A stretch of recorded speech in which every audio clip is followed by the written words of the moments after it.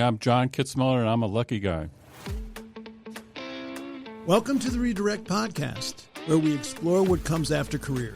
Real conversations about transitioning from the 9-to-5 grind to your next great adventure. Whether you're heading into retirement or simply redefining what purpose means, we're here to inspire, inform, and help you reimagine what's next.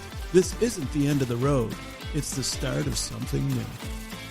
Hey, Adam and Dale, we're back in the studio over here at 1819 Innovation Hub eSports Lab. Another great day, another exciting conversation I'm looking forward to.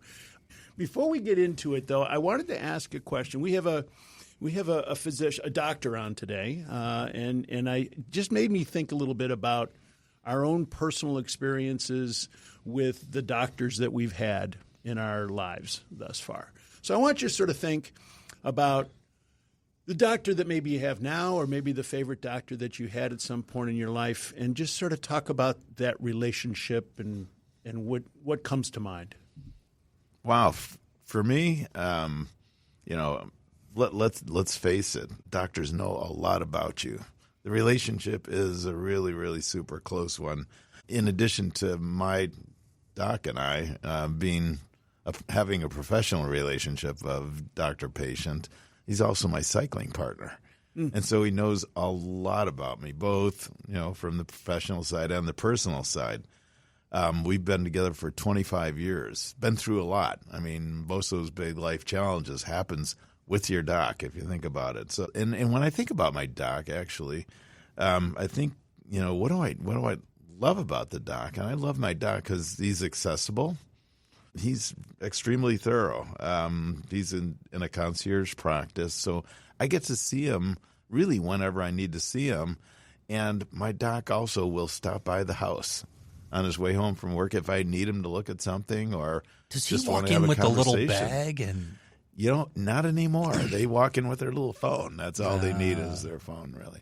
But no, it's not like a house call, but it's a house call. And I thoroughly love that about my doc. But that relationship is one that I think I take for granted, but one that is extremely, extremely strong. Only Dale. Yeah. Only Dale can have his. I was on my way home, and I thought I'd just stop in and check your prostate, whatever.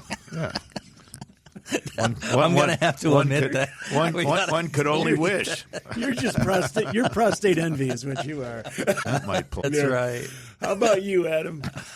I dig my doc a lot. My general practitioner, he's awesome. Does a great job, of course. I mean, if he wasn't good at his job, I probably wouldn't keep going. But he's just a really likable fella. I feel like every time I walk out of there, it's like, man, I felt like he wanted to invite me out for a beer. Like, let's go play cornhole or something. And maybe he makes all of his patients feel like that. I tend to think it's just me, Yeah. But yeah, I like him a lot. I have a good relationship with him. I've been with him for a long time. My cancer doc, like the first time I met my urologist after being referred to him, the very first words he ever said to me, before he shook my hand, the door wasn't even closed, so we're doing a biopsy. And I said, "Hi, I'm Adam." So, bedside manner, I wonder what our doctor in the room would say about the importance of that. I can tell you from a patient's perspective, we tend to put a premium on that, and I've had good experience with that. Oh, well, a couple of things that you guys have mentioned has sort of spurred some things in my mind. There's 3 doctors. When I was a kid, he carried the black bag. He came to the house. We went to his house when we were sick. Boy, the times are different, right? Yeah, they are. But I remember that it was Marcus Welby. If those of you that know who Marcus Welby is, if not, Google it. Look it up, kids. Yeah, Marcus Welby, MD. Yeah, I mean, we were sick in the house, and Dr. Link would come on over, and he'd bring his little black bag, and we didn't have to leave the house, which is really sort of a cool thing. Living where I did for 27 years outside of Pittsburgh, I had a doctor there, a good friend of mine that had a good relationship with, not necessarily in the doctor's office. We were also friends socially. That was great. But then here I come to Cincinnati 5 years ago. Well, my doctor of 27 years isn't there anymore. I got to find a new doctor. Fortunately, I found this doctor, and nice guy, brings a younger approach to it than what I'm accustomed to. But now here I find out that he's moving cross country, so I'm going to have yet another doctor. So I can recommend mine. He's pretty great. is he? Yeah. Okay. Is he right down the street from where you live, where I live? Because that's the convenience factor that I have. I can walk to my doctor's office, which is so cool. He's not that close. Well, I'm planning for the future Red because I want Red Bank. Oh, okay. Okay, that's not that far. This could be another entire podcast, but as you guys talk about your docs and the ages of your docs, something that I'm starting to run into that I think our audience is probably going to run into is docs retiring. Yeah. You know, and I thought That's weird. I thought we'd bring in a pro. Wow. That could probably give us. Do we have somebody in here who is retiring that's a doctor? We do. Skilled segue. And Skilled segue. Today's friend of the Redirect podcast is Dr. John Kitzmiller. Dr. Kitzmiller is a professor emeritus of surgery at the University of Cincinnati College of Medicine. In July 2023, after 20 years of service, John stepped down as the Henry W. and Margaret C. Endowed Professor of Plastic Surgery and Chief of the Division of Plastic, Reconstructive, Hand, and Burn Surgery at the University of Cincinnati's College of Medicine. He received his undergraduate degree from Duke University in biomedical engineering and his MD also from Duke, and completed a residency in general surgery and plastic, reconstructive, and hand surgery here at the University of Cincinnati. He has served on the faculty of UC Health since he returned to Cincinnati in 1991, and after he completed a hand and microvascular surgery fellowship at Davies Medical Center in San Francisco, California.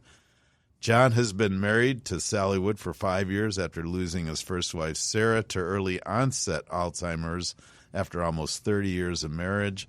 John and Sally have 5 married daughters and now 3 grandchildren with the birth of Kit earlier this week.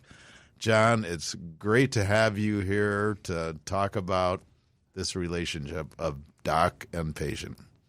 Thank you, Dale. And my doctor informed me this past Monday that he's retiring. So, wow, that's a big deal. I think I inspired him. Big deal. I always worry of that. I had a lot of docs that got rid of me, and they weren't retiring. Yeah. They just didn't want to deal with all these problems that I have. Yeah. So here's a sort of a related question, but not. Yeah. We had some psychologists on not too long ago, husband and wife situation, and I sort of asked the question, what's your dinner table like? Uh-huh. So when you go in to see your doctor, and obviously you have a specialty as far as plastic surgery and hand reconstruction and such, sure. but you have a very vast knowledge of medicine and medical conditions. What's that conversation like when 2 doctors are in meeting each other for the reason of taking care of my health? So everybody's different, but just to answer your question, that Dr. Martin and I have known each other and interacted for other patients for a good number of years. We both have been around the University of Cincinnati for a good while. But when I assume the role as a patient, I assume the role as a patient. I follow the rules. I fill out all my pre-check-in checklists and that sort of thing.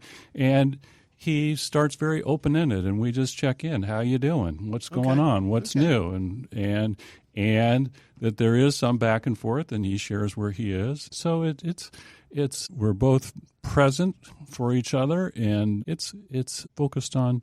It's one of the rare occasions where I focus on me and what's going on with me. Cool. All right. Yeah. So when you think about your career, how long have you been kind of in the business? Well, I graduated from medical school in 1983 and started residency at the University of Cincinnati in 1983. So 43 years or so. That's a long time. So, and you're kind of heading in the direction of redirection, as we like to call it. Yeah. You know, is it going to be hard for you to let it go? So that's why I say I'm a lucky guy. Is that I have found a vocation that matches well with my skill sets and qualities, and it's been hard work, and there have been sacrifices. but I believe in the value of what I've done. I feel like it's been a healthy allocation of my energies and talents. But I'm fortunate enough that I can select and choose what I want to do at the next phase. That for practicing medicine is a lot of responsibility. Practicing surgery is not only mentally but physically taxing. And I want to be able to, and I'm fortunate that I can move on or redirect from a surgical career and be one of the people, hopefully people say, is why did he retire rather than why doesn't he retire? Yeah. Yeah. Barry Sanders versus Brett Favre. For those of you that need another analogy, yes, right. Exactly right. Right. So, you just made a comment in the years that you've spent in this profession that is something that has to be like recertified throughout your career. So you've all in. You're right. all in. How are you going to deal with that leaving of that world that you're just so all in on? Because I see that differently. Doctors, lawyers, the real specialized individuals in a career are just so all in, while people like myself in sales, it's like, okay, I can walk away from sales. And I want to ask, is that, from your perspective, John, is that true? Because I bet you would look at Curt and say, dude, you've been completely immersed in your career. I wonder if you perceive a difference. The process of retirement, as you say, Curt, is it's a complicated thing. It's personal. And medicine has been a huge part of who I am. And fortunately, I've been given the gift of having time and being able to dictate on my terms how this process goes. And it's a phased process.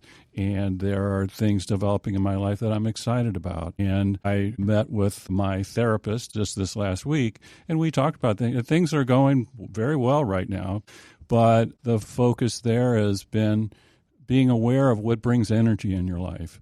And where are you drawn to that brings energy in your life? And fortunately, I've got things other than doing operations that I get excited about. That's cool. And that's where I plan on and how I plan on doing this transition. All right, so let's you and I have a conversation, because we're going to start talking about planning. Oh, my gosh. So you made a comment about phases. Yeah. So how many phases do you think you're going to be going to, and what is your projected date that you're going to say, I'm done? Yeah. So what's that look like to you? Well, I'll tell my story and just give you some context. I think that'd be helpful. So I aspired to establish a practice and be part of a unit at the University of Cincinnati that performed world-class reconstructive plastic surgery. And that involved building a team and doing things that were challenging and difficult. I was just drawn to be in leadership in that role, in teaching and engagement among my peers. And that was my vision, and that's what gave me energy. When Sarah got sick, I was ramping up into a national leadership role in plastic surgery education, and she got sick, and that made me question a lot of things. That was the first time I considered retirement, and what am I going to do? I mean, there's more to life than what I do. And that really shook me and said, well, what should I do? Should I quit now? And I processed this with my family and my wife and our extended family and friends.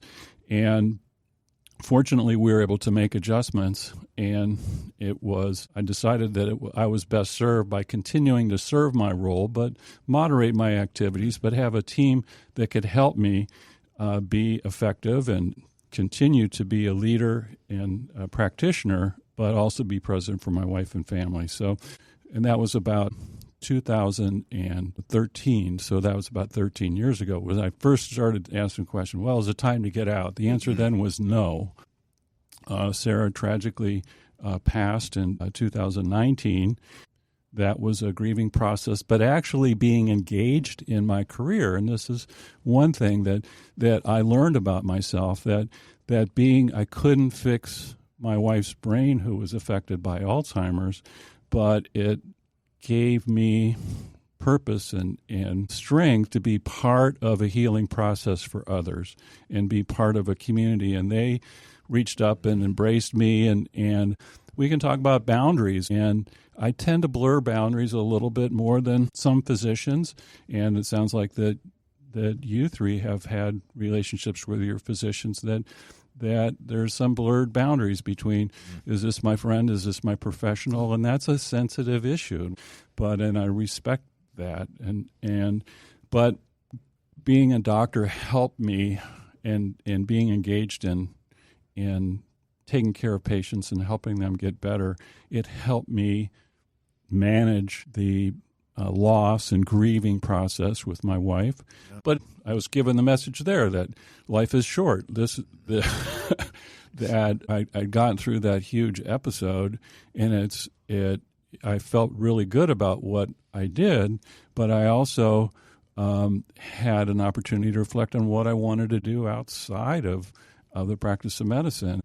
So back in 2019 or so, I started saying, well, there's a time that I need to start looking at the next phase, and particularly phasing out as the leader of the unit over at the University of Cincinnati in plastic surgery, and that you have to be a little careful, because once you make an announcement, then you can sort of lose credibility in the institution. But when I was clear in my heart that I wanted to plan an exit strategy, I communicated that, and the challenging part was recruiting someone who would take my role as the leader of the unit. And Dr. Jane, I'm so grateful that he took the role in July of 23.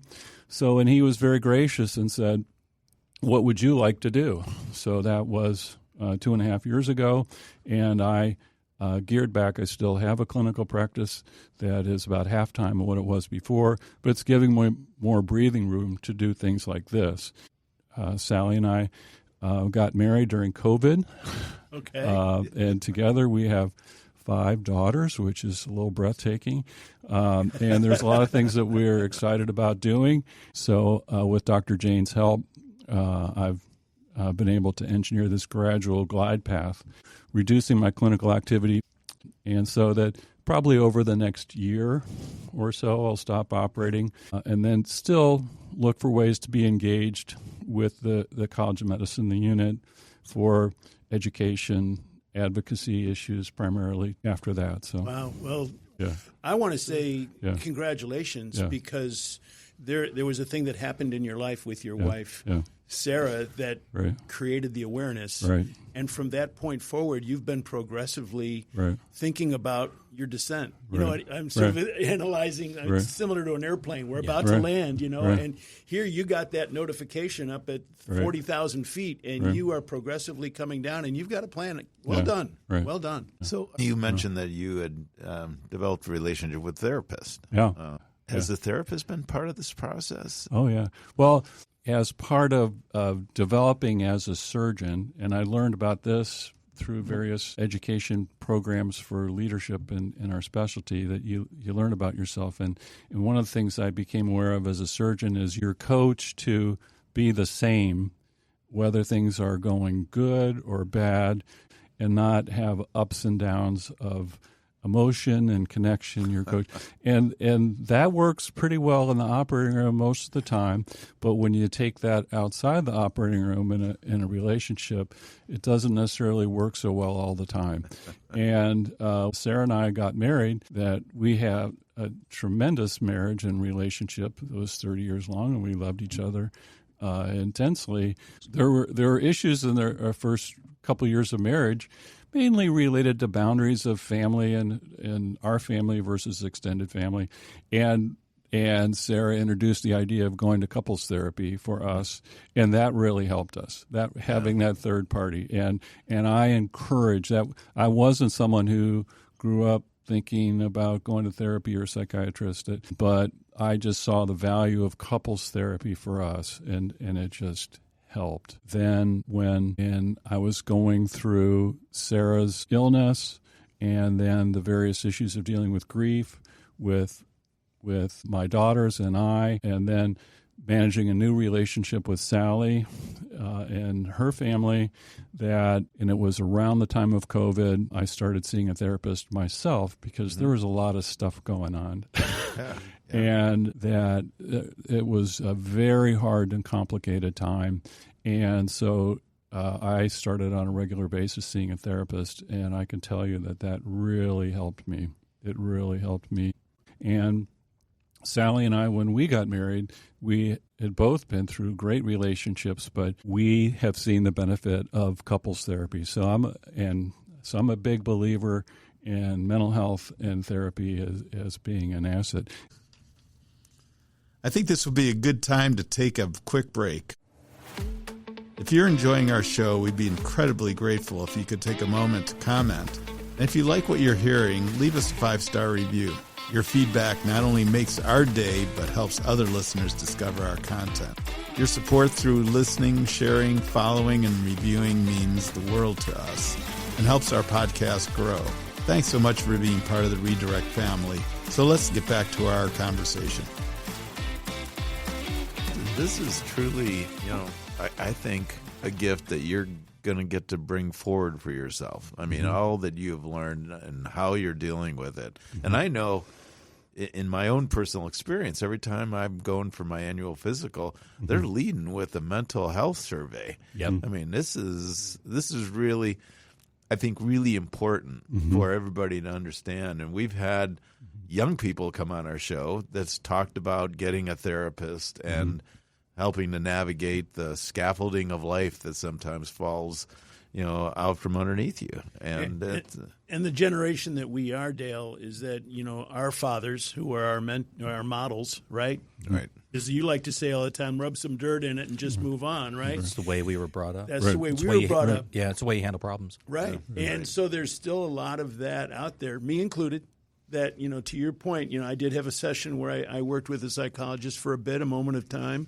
But we all need to talk about things. Right. And if you're not comfortable with a psychologist, well, have that conversation with your spouse. Have that conversation with your kids or a trusted friend, especially guys, because we have that tendency to just hold everything way too tight than we should, and we need to let some of that stuff go. So thanks for bringing that up. That's a great point.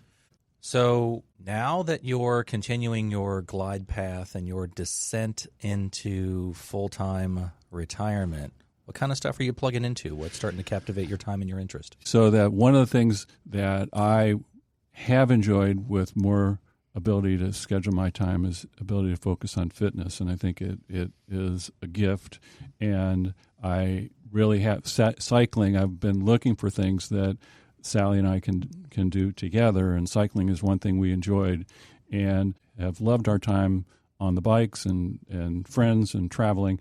But in Cincinnati this time of year, it's a little sketchy, so we gave each other a bike trainer for the holidays. So fitness in general, but specifically over the last month, training, and we have other trips, and we're having planning sessions about the next big adventure. We went on a mountain biking trip in Bentonville, Arkansas with friends, and took my first piano lesson. I've been teaching myself to play harmonica. Wow. I was Jacqueline's first Suzuki violin coach when she was 4, and as myself not being musically inclined, I thought I was given that opportunity. And so I've been around music a lot, but I've never had the time and opportunity to really immerse in that. So I'm really excited about developing musically. We had a granddaughter that was born just this last Tuesday.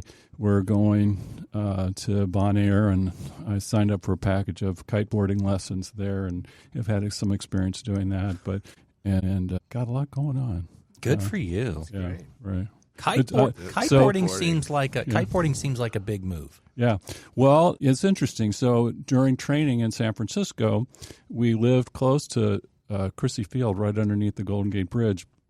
And back then, windsurfing was really popular, and there are all these amazing windsurfers down there. And I was reasonably athletic and loved to ski and sail and all that sort of stuff. And I thought, well, I bet I could do that. But there was this big sign down there that said, because where it was underneath the Golden Gate Bridge that said you shouldn't experiment down here because there's fog, heavy current, commercial traffic. It's 51-degree water, and there's sharks. So and the wind is no joke there. Right. So That's a challenge, I though. was intimidated by that, but I thought, well, if I had in another life, and then I went to one of our national meetings, and I was discussing with a colleague, and she was doing kiteboarding, which is the same sort of idea, but capturing the wind to put it all together. And she was 3 years older than I. And I started thinking, well, if she can do it, I think I could do it. So I studied about different places. And then after Sarah passed, I committed to going to Kitty Hawk, North Carolina, which is in the United States. It's a great training ground because it's a windy place. The Wright brothers proved that, and that's why they went there. And there's the Pamlico Sound there, which is a nice, shallow, sandy bottom area. And so it's a great kindergarten for kiteboarders. And that was the first trip that Sally and I took together. And that was before we were married. And Sally's daughter said that we could go as long as we had separate rooms. Hey, we got to respect that. That's right. That's good upbringing right there. And right. But what a start for an adventurous relationship. Yeah. At least I proved in my own mind that I could get my 63-year-old body out of the water and do it. But then around here there aren't a lot of opportunities. But now I've got time and opportunity to do that more. So. Well, you don't think about physical limitations much in doing well, your adventures going forward, John. I do think about it, and I don't want to be that guy that's now 68 and a half years old that breaks his hip trying to be a 21-year-old. So I like to be considered about the risk. I take risks, but I don't. There's a line there between taking risks and pushing it and being stupid, and I try to be on this side of that line. Is there? Somebody's got to teach me this. I used to play hockey, and I stopped playing hockey about 2.5 years ago, and I loved it. I miss the cardio. I miss hanging out and just having fun and going, well, in my mind, fast, but I'm slower than molasses. But I just said you catch an edge and go into the boards, and now I can't play golf. Right. And golf is more of a life skill, a life sport than hockey is. It's like, to your point, think and say, love it, but maybe I can find a replacement. Yeah, on that mountain bike trip in the fall, I wasn't doing the Black Diamond ones. The cost of failure was too high. Yeah, there you go. Well, as a medical professional, you know how long it takes to heal. I've seen a lot of stuff. Right. Yeah. So let's flip to the other side. And maybe what worries you about this time that your medical career is behind you, and you've been out, you've traveled, you've done all this stuff. Are there things coming across like, what am I going to do on a daily situation, or what's your thoughts there? So I am not at all worried about entertaining myself. I, again, feel very blessed that I have curiosity, resources, and health. And there's so many things that I like doing. So I'm not worried about that. I guess the things that I worry about are things that I can't control is health issues among my family.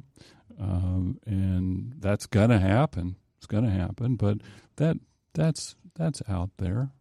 I can't spend too much time worrying about that. I just try to be present and support in my role and accept. And what I've learned is that we all will be dealt tough cards, and we're reminded that on a regular basis. And then and Sally and I have learned a lot because we've been dealt some very hard cards.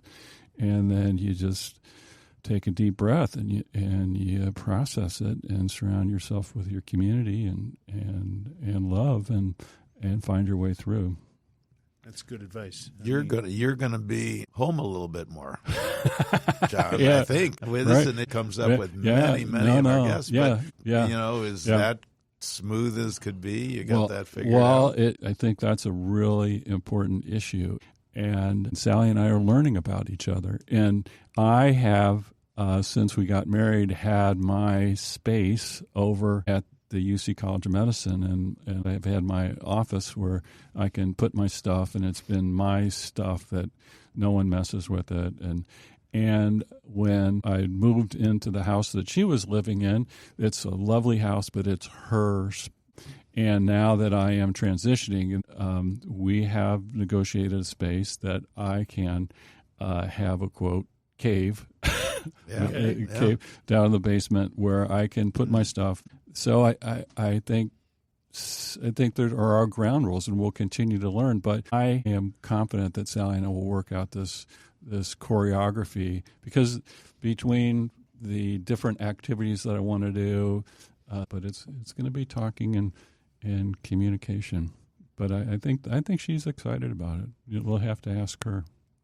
Can you offer any advice for those considering, maybe considering jumping on that glide path, getting ready to descend out of their career? Yeah. Any advice for them? How to prepare? Any things to consider? Yeah.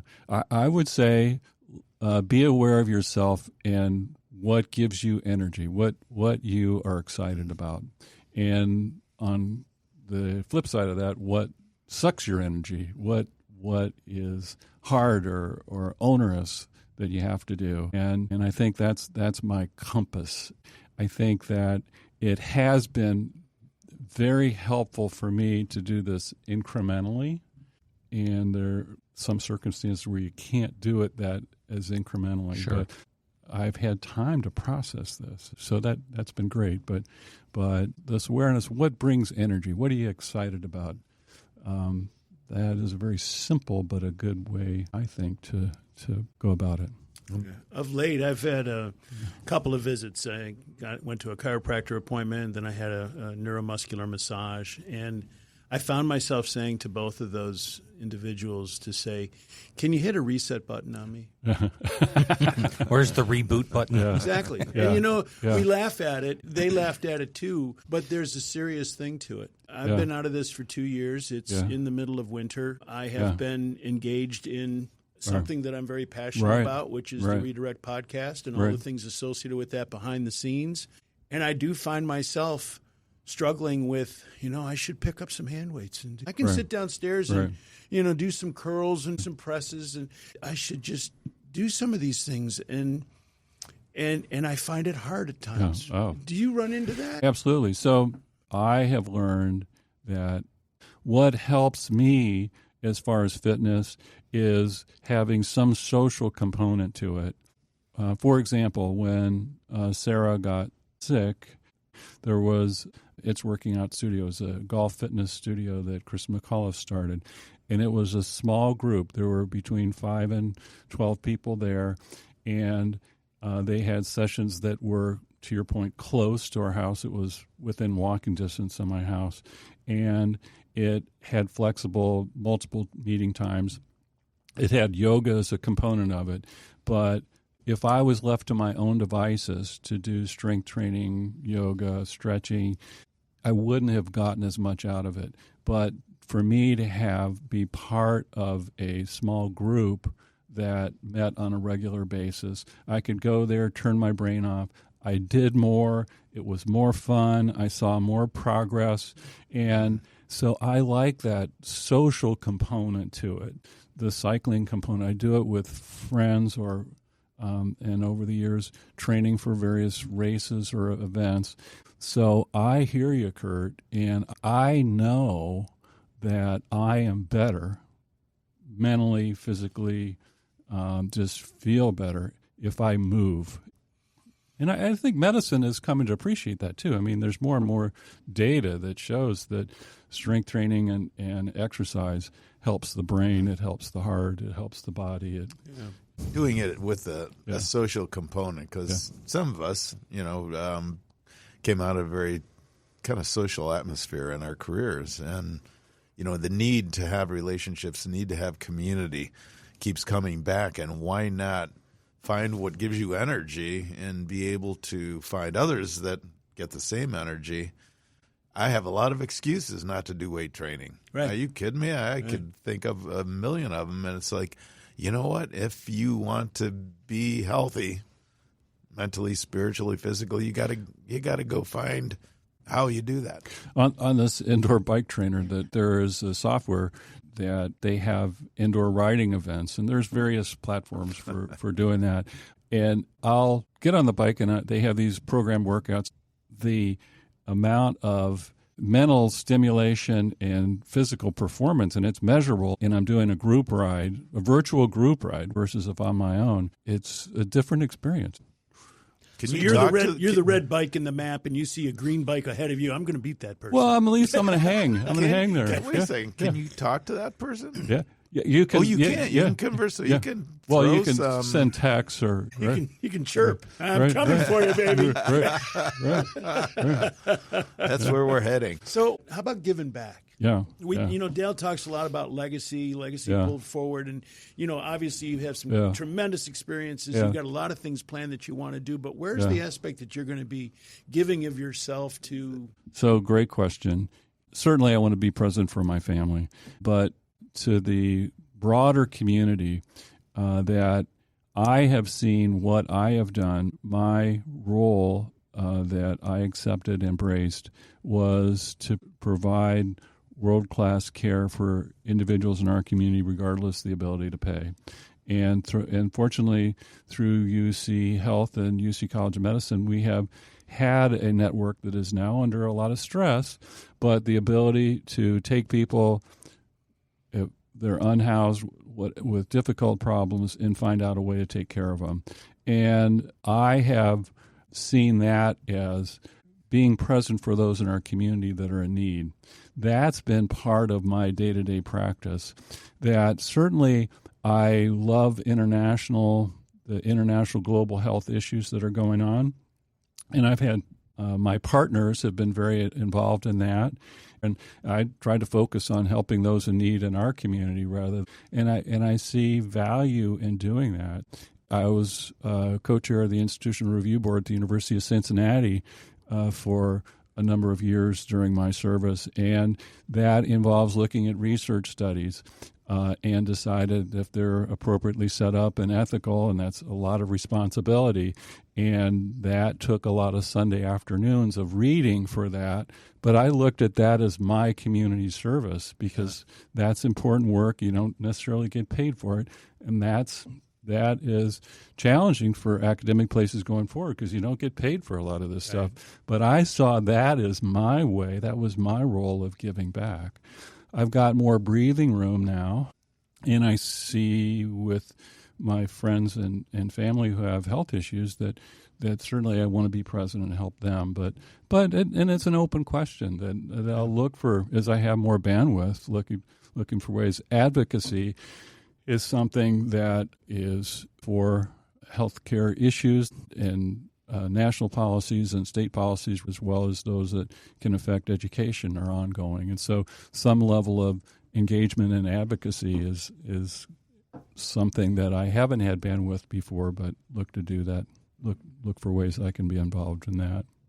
Do you sense that you're going to maintain the relationships with either patients or, professionals that you have shared time with? I am very grateful that there are a network of professionals both in plastic surgery and in the medical community. But that was actually one of my thoughts going into practicing here, is that I originally started to train here because I thought about my long-term plan, and I knew Cincinnati was not the only place to be in the world, but I thought it was a good place for me. And so I've grown up with the community, and they've grown up with me.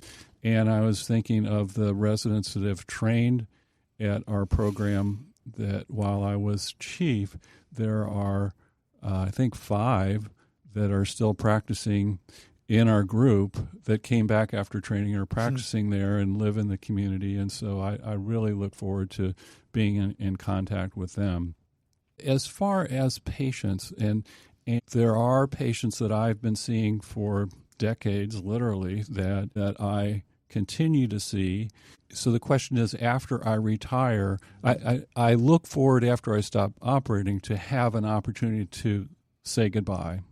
And there may be a few that I'll stay in touch with, and I guess that's an important boundary of where the physician is your friend and where's your physician, and that's a touchy boundary, and you have to be careful for a lot of reasons. John, thank you for coming in here today and shedding some light on your process as far as your retirement progress, as well as being open about what you think are going to be some exciting times as well as some things that you may have to work on. But it's been a pleasure having you here, and we thank you so much. Thank you for sharing life experiences. You know, we thrive on that. I think people listen to us because they want to hear stories of, you know, real people and real situations, and having a professional like yourself shed some light, you know, on, you know, your life, I think hopefully impacts others, certainly impacts me. John, thanks for hanging out with us, sharing your story. I think it's going to be a blessing to a lot of people. Thank you three. I appreciate what you're doing, and this process has helped me. And thanks for joining us on the Redirect Podcast.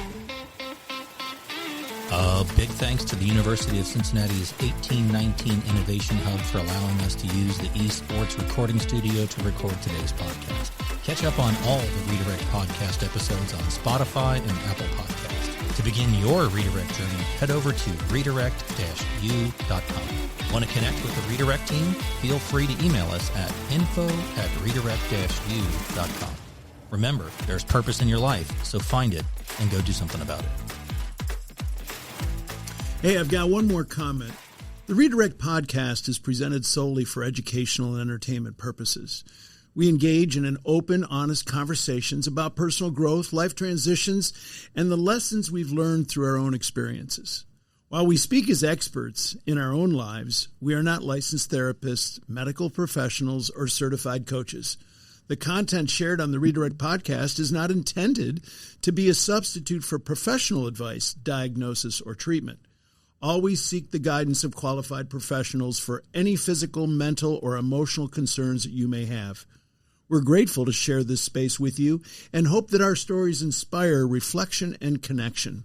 If you're in need of more support, we encourage you to connect with a trusted professional who can help.